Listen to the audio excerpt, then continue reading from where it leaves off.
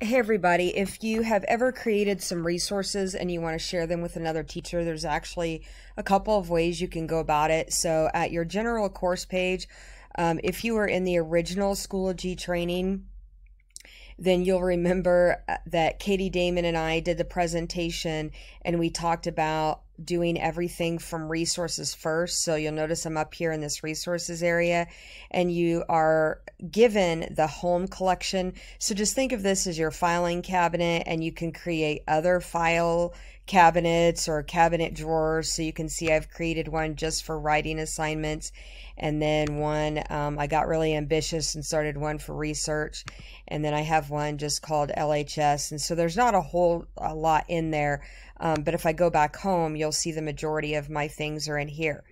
Now, what's great about this is these are all of your master copies that every single year are going to be right here in this area, and you're going to be able to have access to them. And you can go over here to this, I call it the gear or the cog, and you can add it to a course. So if I click add to course, then it just brings up all of my current courses. I'll go ahead and pick this course, and it's going to ask if I already have a folder I want to put it in or anything like that. So you can choose that and you can click add. So that's one way to add resources to a course. The issue is in resources, generally you're the only one that can access those.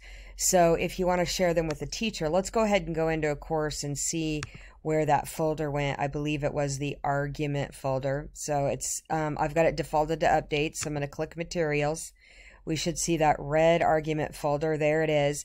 Now it's in a course, but this is going to archive at the end of the semester. So that's one reason why if you start here by adding your materials and making everything here, then you've got to go find it in your archive courses if you forget to save it to your resources before the end of the semester. So let's just pretend that I made this in here originally. What I'm going to want to do is go here, and this time I can save it to resources, and it's even going to ask me, hey, which collection do you want it in?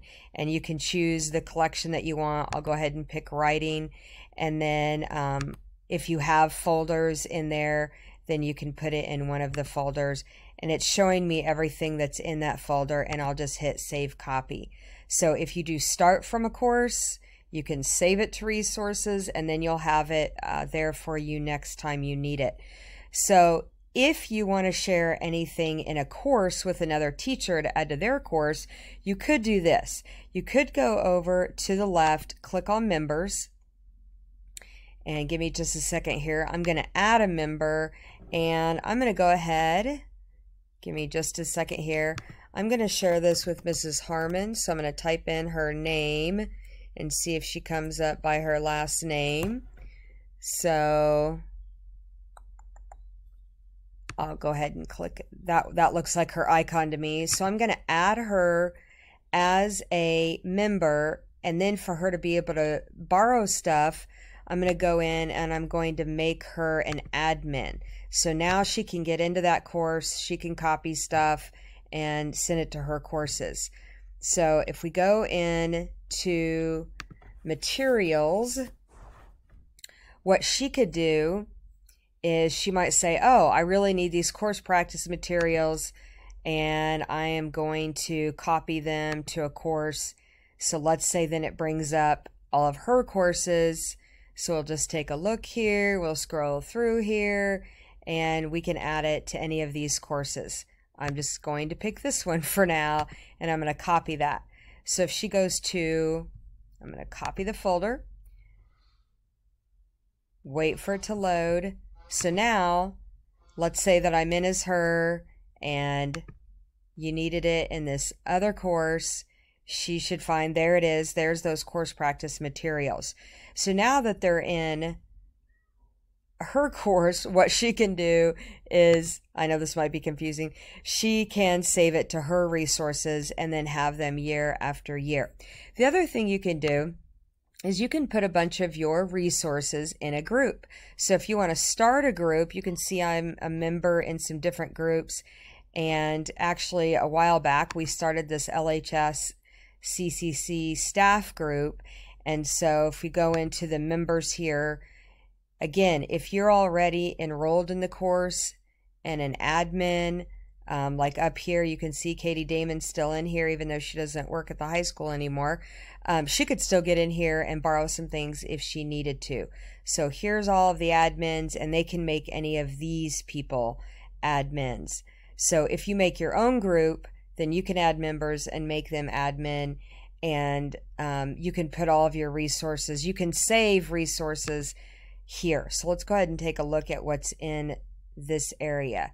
So again, you could have done that same thing where you copy resources to a group.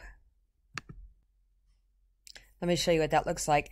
I'm in my original resources right here. And so let's say I want this to go to a group resource.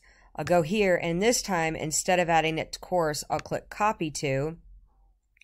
And then for the collection, go down to group resources, and I can go ahead and add this to that LHS CCC. I'm not going to worry about a folder. I'm going to say copy. So if for whatever reason you don't want another teacher in your actual course, you can add everything to a group. Let me go into that LHS CCC staff, let that open up, go down to resources, and give it just a second here. And they're always going to go to the bottom. So see how today is the 13th, and here's the date where I just added this source right here. So I guess it depends on whether you want another teacher in one of your courses or not. If not, go ahead and do that group route. You can make new groups. So I will show you that. If you've made it to this portion of the video so far, you can make new groups. Give me just a second. So if you're interested in making a group, go ahead and click groups up here, and hopefully you can go over to the right and see my groups. Once that pulls up, you can click create group. So let's say that you, I don't know, let's just call this CCC materials, and you can mess with all of these things if you like, and go ahead and hit create. And in a second here, I should see, yep. So again, you can edit the picture, you can go down, you can add members. I should be the only member in this group right now.